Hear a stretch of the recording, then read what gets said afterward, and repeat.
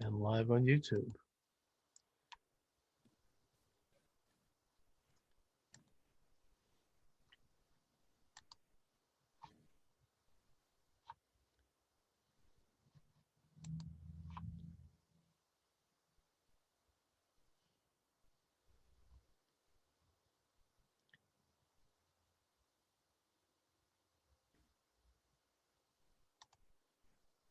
All right, Michael Schmidt, thanks for joining me. Charles Moscowitz here, Monday through Friday, live at 12 to 1 p.m. Eastern Standard Time. And Michael is the host of his own political blog site called Politicrossing. His article up today is, Can You Increase Prosperity by Taxing Success? Mike, how are you? I'm doing wonderful, Charles. How are you? Good. So can we increase prosperity by taxing success? Short answer would be no. I figured you'd say that. Yeah, I think the piece that I wrote was dealing with the wealth tax that Senator Elizabeth Warren has proposed. Yes, and now apparently President Biden is proposing a tax. Yeah. So this is something that's out there. Yeah, and as we've seen within the first few months of this whole operation,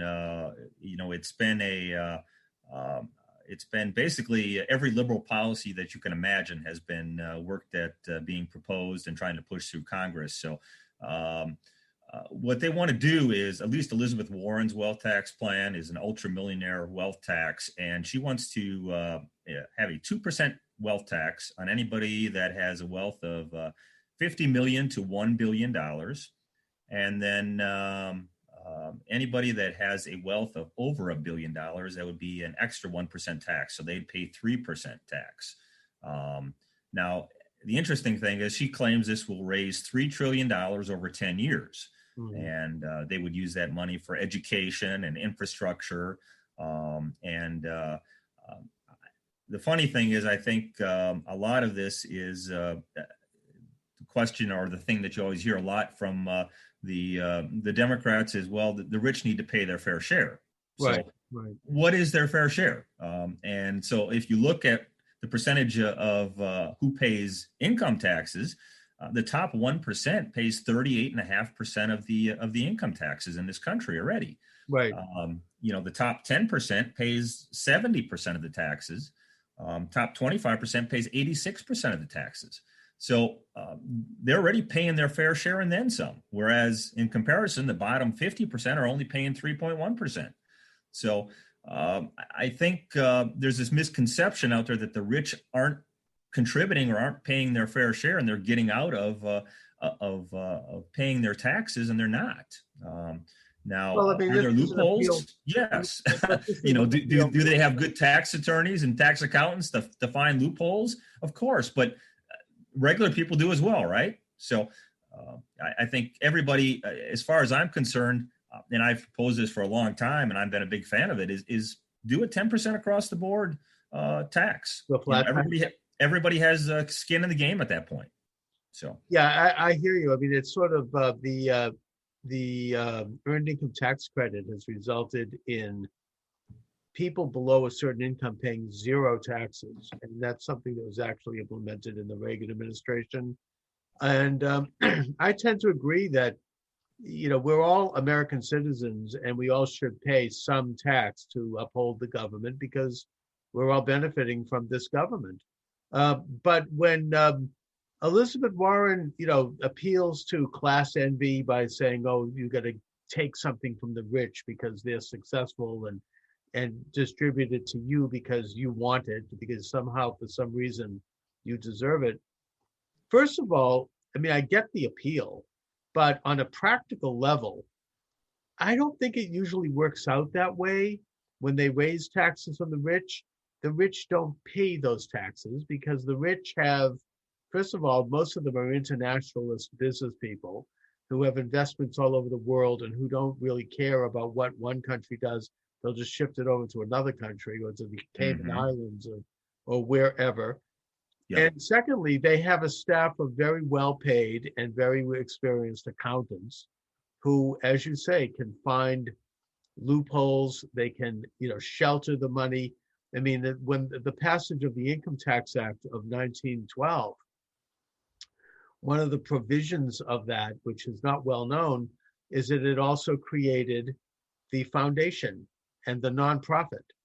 And the foundations were a place where the super rich could park their enormous wealth into a tax-free entity, and then use the money for two purposes. Firstly, to pay their various friends and cronies and lackey family members, and secondly, to buy influence in politics and culture, to change the culture. And most of them were taken over by the left by the 1930s, including the Ford Foundation, the Rockefeller Foundation, and the Carnegie Institute.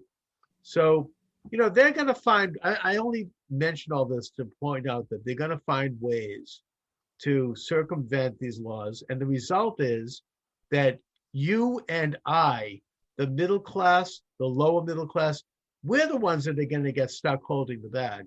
We're the ones who are going to get stuck paying these tax increases.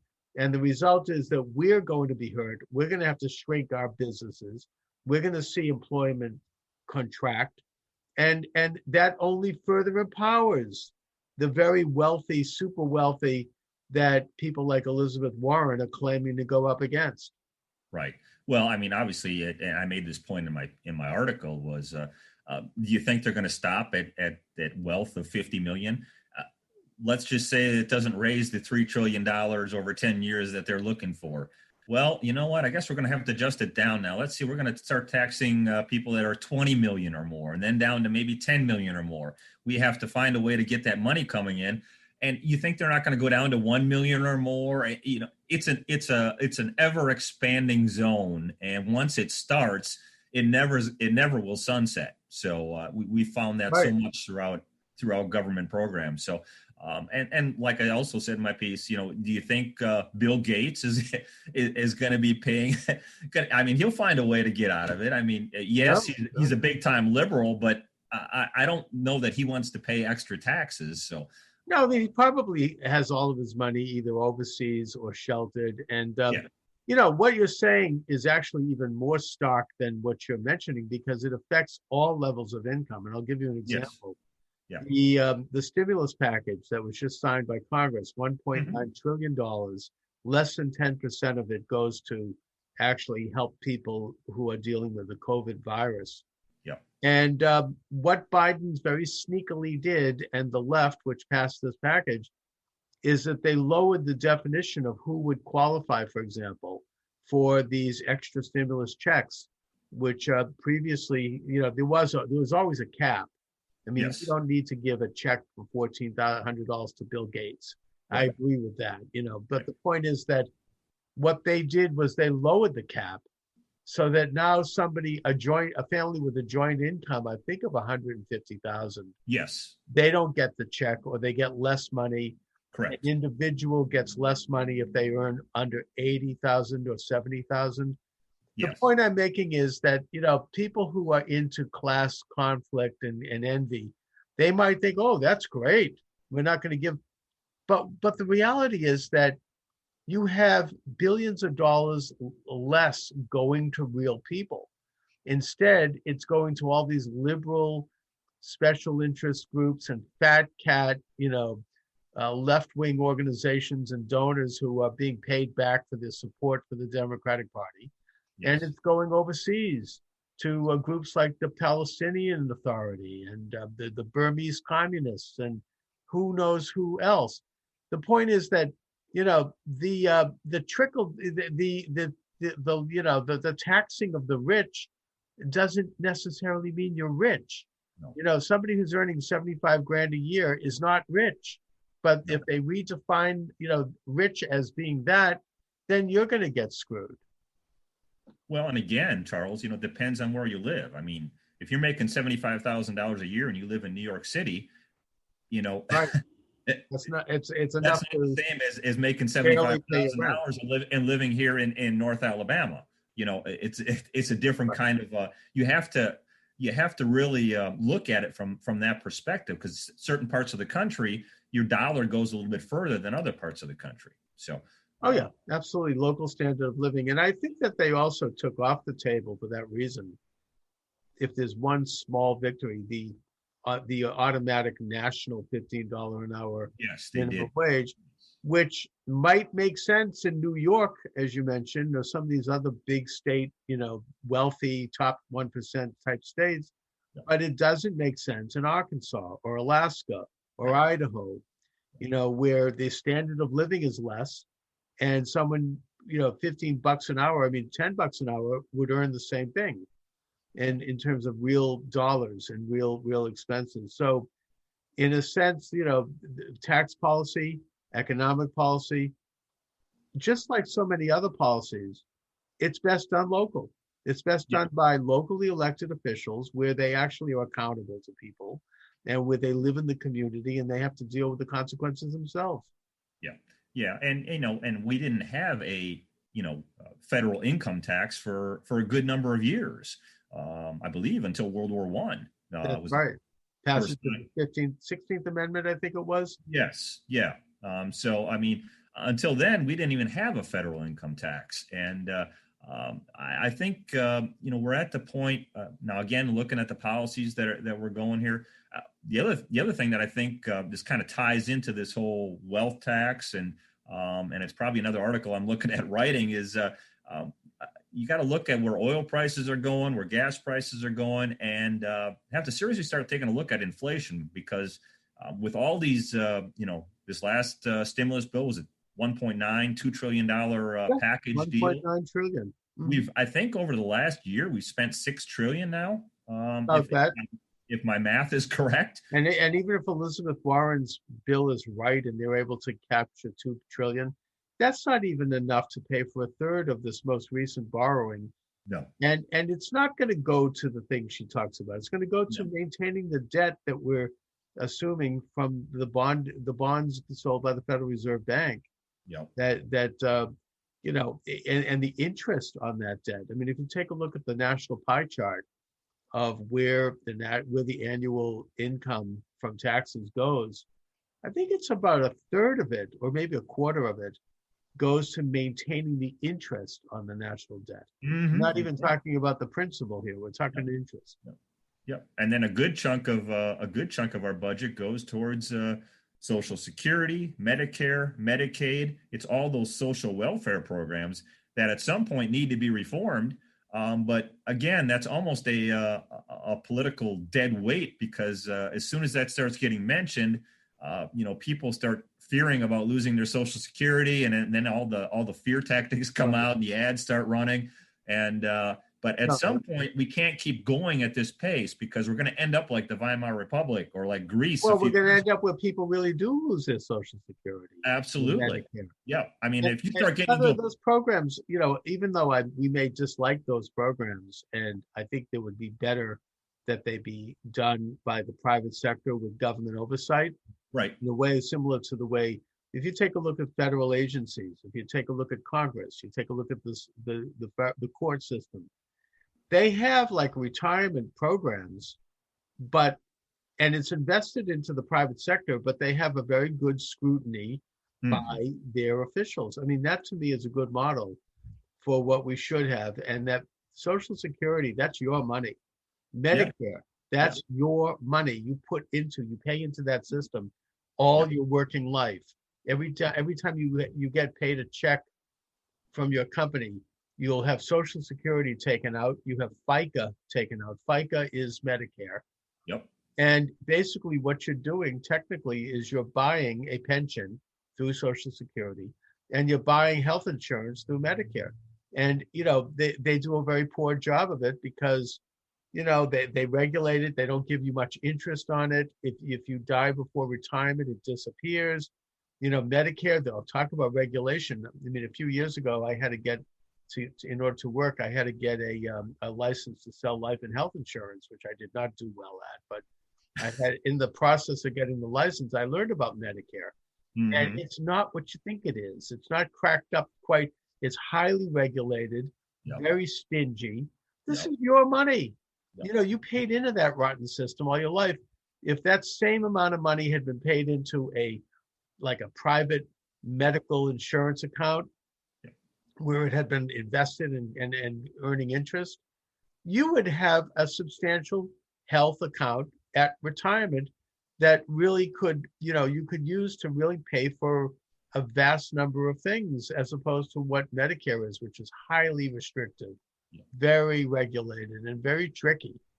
You make a great point, because a few years ago, before Paul Ryan, what I would term, went native, but he used to be a real policy wonk, a real conservative policy wonk as a younger representative out of Wisconsin. And he had some great proposals that he had come up with about reforming the Social Security system.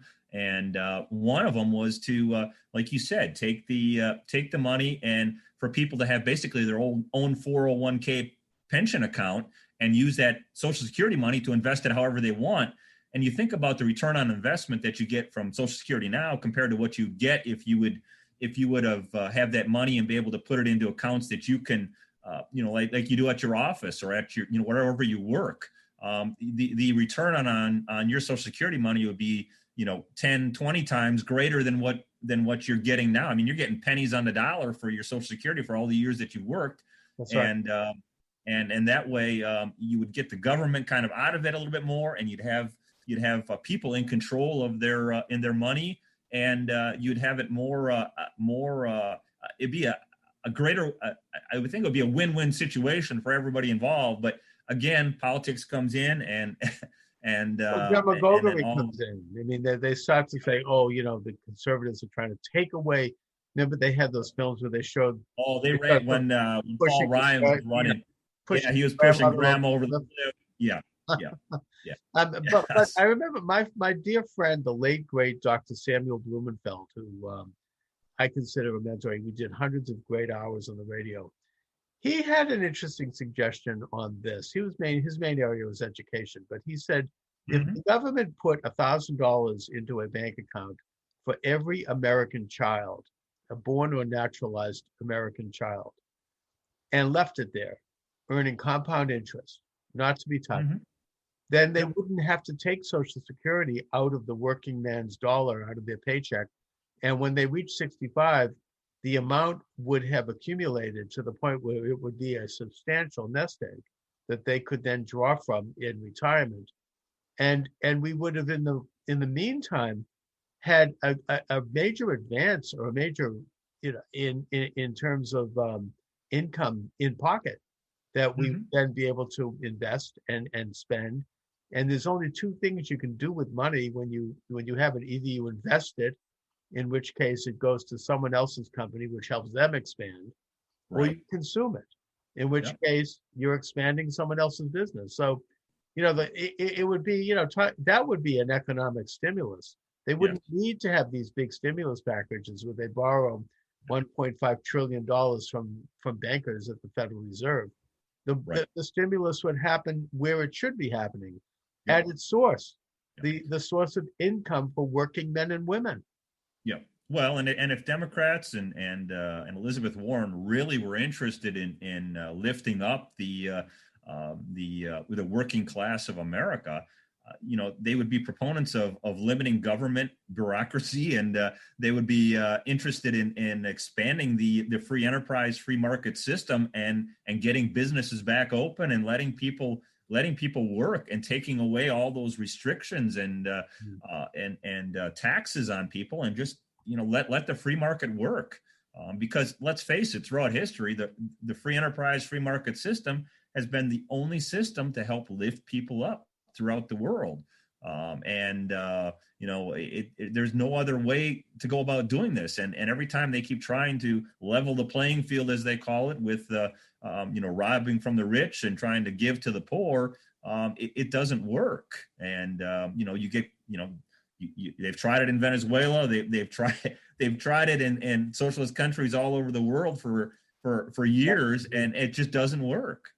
So that don't stop them, No, it just hasn't been done. It hasn't been done right, as they say. It's not an actual economic issue. It's an ideological issue. It's a belief issue. They believe in this utopian idea, which is very well, and they also believe in Keynesian economics as well, where instead of Milton Friedman's economics, they believe more in that Keynesian. Yeah, you can spend and spend and spend, and you're okay. Well, talk a little bit about that, because I think that it was actually, I don't know if it was Trump himself, but it was it might have been Mnuchin or someone in the Trump administration who said, I believe, we're all Keynesians now.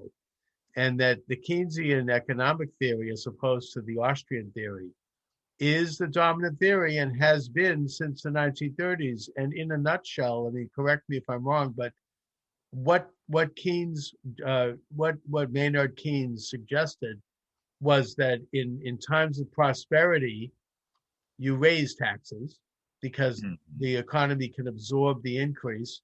Right. And that way, in times of a downturn, and he claimed that there was a natural cycle. It was a slope, that would go up, down, up, down. Then you could spend the money back into the economy and borrow as a way to keep things relatively stable and relatively stimulated. Yeah. Now, that system seems to have been in place since the 1930s, and in a certain way, you have to say that it kind of works, no? Yeah, I guess, but I would say I would counter with, look at the tax cuts that Kennedy ran. Well, actually, they were post, after his death. But the tax cuts of the Reagan years, and the tax cuts of the Bush years, and then also the Trump years, and then look at the revenue. I mean, we've never had in those, when taxes have been lowered, we've had record revenues coming into the coffers. The problem is we have spent a whole lot more than those revenues coming in. The one time where we had things going in the right direction was with the New Deal and Newt Gingrich, and they actually stopped spending or kind of cut spending enough where we were starting to make a little headway into that debt, and then that kind of got cut off after a couple years. And then we've gone back, and then obviously, the Bush years, and then Obama years, and now with the pandemic, I mean, we have just exploded the national debt. And to me, you get to a certain point. I think we're getting close to like 30% of our GDP now with everything that we've spent. And so the higher you get on that, you're getting to a point where there's got to be a breaking point, because you can't keep spending and spending and not face some kind of a problem. And I kind of see things maybe going back towards the 70s. If you remember, Carter and the stagflation. We had gas there's already signs at the gas stations. There's already signs of it. There's already people are reporting an increase in gas. Yep. Increase in fuel, because maybe that's because of the cancellation of the XL or whatever. Maybe an increase in, therefore that reflects an increase in everything, because if you can't have products shipped from point A to point B, and that's what gas it requires, and that goes up, then the cost of groceries are going to go up. The cost of the hamburger is going to go up, as the late great Massachusetts Governor Sargent once said. He said, I lost my election because of the price of hamburger. It had been going up, and that's what people respond to, right? That's what hits you in the pocket. And I think you make a good point in that tax cuts have resulted in a huge stimulation of the economy. You have the tax cuts of Warren Harding led to the prosperity of the 1920s.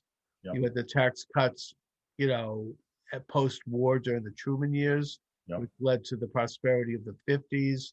The Kennedy tax cut. Kennedy famously said, a rising tide carries all boats.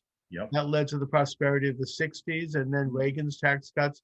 Although in the case of Reagan, I think he did what you're saying, and not necessarily in a bad way, but he used the increased revenue to spend a lot, particularly on defense, which was necessary at the time. Yes. Which contributed to the collapse of the Soviet Union. But nevertheless, if there's going to be the tax cut, there has to also be government cut. Yes. You can't, you know what I mean? You have to do both. I think this is something that was noted by Alan Greenspan when he was the head of the Federal Reserve. Mm-hmm. And that was the policy during the Clinton years, thanks to Newt Gingrich. And, there was a great period of prosperity. But of course, as you say, now we're entering into a period of huge spending Yes. and tax increases. Yep. And I think we're feeling it already. I think that the inflation is damaging. Michael, what can we do as citizens to protect ourselves and to protect the little assets that we have? Well, again, I think it goes back to being vocal, making sure you make your representatives hear you, hear your voice, hear your concerns. I know sometimes it may seem like nobody hears you, but call, email, write, do those types of things. Be active, get involved in the process, and get involved in the party process. If you want to reform the Republican Party, if you think the Republican Party has not gone the exact route that you think there's too many establishment Republicans and they're not conservative enough and they're not standing on the principles and ideals that you have, get involved and work on trying to get some quality candidates to run for office and try to change the course and the tide of the way things are going. Because if you just sit back and you ignore it, and I always say, and I write about this, ignorance and apathy have led us to where we are at today. We can't continue to be ignorant and we can't continue to be apathetic, and say, well, politics really don't, that doesn't interest me. It doesn't affect my life. Yes, it does. Right. In every way possible, it affects your life. And it starts at that local level and it goes up to your state legislators. It goes up to your governors. I mean, just look at how everything's been run through this pandemic. You can see the difference, how some states have, like Florida and South Dakota, have really been much more independent and much more belief in independent freedom and liberty, whereas states like New York and California and Michigan and Illinois have been much more strong hand of government, telling you, no, you can't do this. We're shutting everything down. So every state is kind of like a lab experiment, so to speak. And so Right. It's just essential, I think, that everyone really makes their voice heard and gets involved in the process, because you and I have talked about this before, but we're running out of time. I mean, we're getting to the precipice where, if we don't change the course and the trajectory that we're on, we're going to lose the republic as it stands. I think it was Franklin Roosevelt who said that the states are the great laboratories of democracy, and I don't think there's been much difference in terms of viral spread in the states like Florida versus states like in New York or California. So it's again, I mean, it's up to the states if they want to have a policy that is more calling for people to take responsibility for their health, while at the same time, functioning and getting out and starting to, operate normally in an economy. But, you mentioned getting involved in politics. I think that, not to get in a quick little shameless plug here, but this year, right, I'm writing a series of short books, no more than 10,000 words per book, like almost in the style of the pamphlet. Mm-hmm. And I've already written 2 of them, which are published, which are We're All Socialists Now and Toward Fascist America. I would have called it Toward Nazi America, but my daughter objected, so I Toward Fascist America. And my newest book, which should be out hopefully by the end of this month, is basically a handbook for winning an election. And I have a little experience in it. I ran for Congress in 2004 against Barney Frank. I lost that race, but I learned a lot. I raised $500,000. I debated the congressman a half a dozen times. I got a lot of media in Massachusetts. Mm-hmm. While most of it was not good media, nevertheless, I was able to get a few issues over the plate. Right. And that's something that if you care about a couple of issues, there's no better way to get them up into the public consciousness than to run for office. And my campaign did make a difference. It ended up having Frank removed from the Homeland Security Committee, and there was some other things that happened. So, you can make a difference, and especially local office. I'm not saying run for Congress. That was my thing, but Right. alderman, town committee member, mayor, city council, school committee, Yes. planning board. Yep. These offices hold enormous power. And, America was founded on this principle of subsidiarity, where the bigger powers would be with the more local offices. But the problem is that we have forgotten this. And we need to get citizen politicians, people who are not hacks, who are connected to the establishment. And that's most politicians. Yes. Who are careerists. They're just in it for the ambition, or because they're narcissists. We need citizen politicians, housewives, teenagers, retired people, empty nesters, Yes. anyone who has a little extra time to go in and consider running for one of these local offices. And we learned a lot from this last election. I don't want to get into too many details other than to say that we now know that state legislators have a lot more constitutional power than they thought they had in terms of running elections, and that power was usurped by governors and secretaries of state because the legislators didn't realize their own power, or they didn't know how to stand up. In fact, just yesterday, there was a ruling in Michigan against Michigan Secretary of State Jocelyn Benson, who had, during the election, just by fiat, declared that absentee ballots coming into that state, they didn't have to verify the signatures quite as much as they did before. They only needed a hint that the signature might be the same. Before, they had much more vigorous standards. Now, putting aside the fact that it opens the door to forgery, it also was not her purview as Secretary of State to do that. That is the constitutional responsibility, Article 2, Section 2 of the Constitution, of the state legislator to make such laws. So if there's one thing we've learned, and by the way, a judge has now stepped in and said this, and so she's has a ruling against her. But of course, it's too late now. Yes. But the point is that we have to realize that we can run for these offices, state rep, state senator. And, it's an exhilarating experience. I'll tell you. I mean, it's also a devastating experience, but you might discover, if you decide, hey, I'm thinking of running for state rep, you might discover that the person holding that office has been there for 10 years, 20 years, that they're basically resting on their laurels. They're probably a no-show. You could do a little research, into who they are and what their background and what their voting record looks like. You might find some bombshells in there, and you can win. You really can. I mean, it's not so. It's like a small district made up of one or two towns. You could knock on doors and get signatures. I mean, the classic example of this is the late great Tip O'Neill, Speaker of the House of Massachusetts. He won his first race because he went out and knocked on thousands of doors in his district.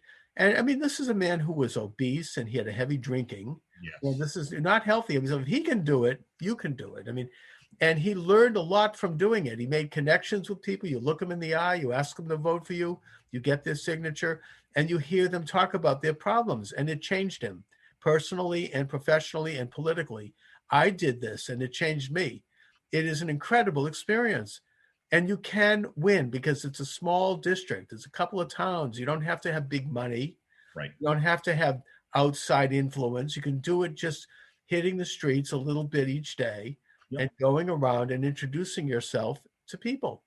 Just a big grassroots campaign.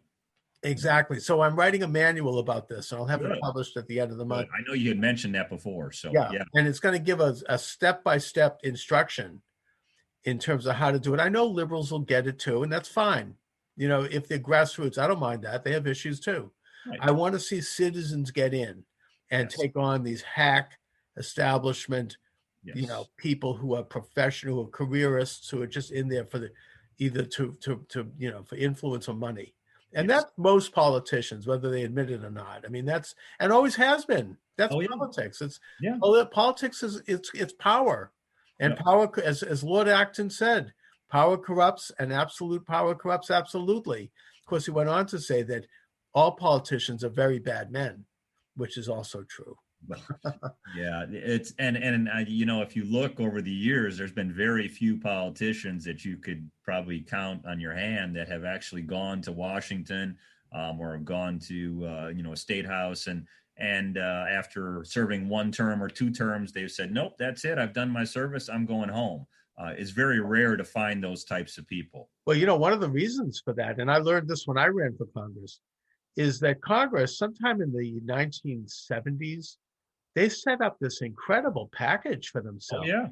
I mean, if you serve, the magic number, I think, is 2. If you serve the third term and you get over that threshold, you're set for life. Yeah. You're going to have full salary for the rest of your life. You're going to have benefits out the wazoo. You've got everything going. I mean, it's incredible. I mean, most people don't realize that. Oh, yeah.